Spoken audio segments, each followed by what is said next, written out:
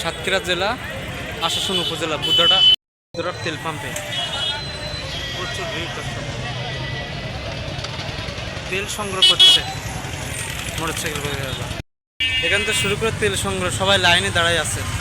অনেকগুলো তেল, বাহ অনেকগুলা মানুষের মানুষ বুধরা তেল পাম্পে তেলের জন্য আসছে সাধারণ মানুষ।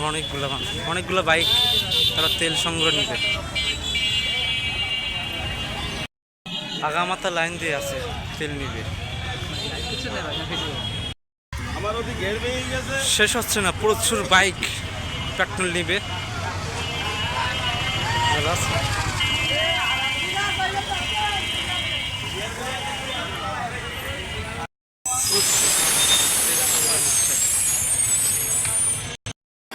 এই মাথা থেকে বাবা কতগুলো লোক মানুষ, অনেকগুলা বাইক তেল সংগ্রহ হচ্ছে দর্শক।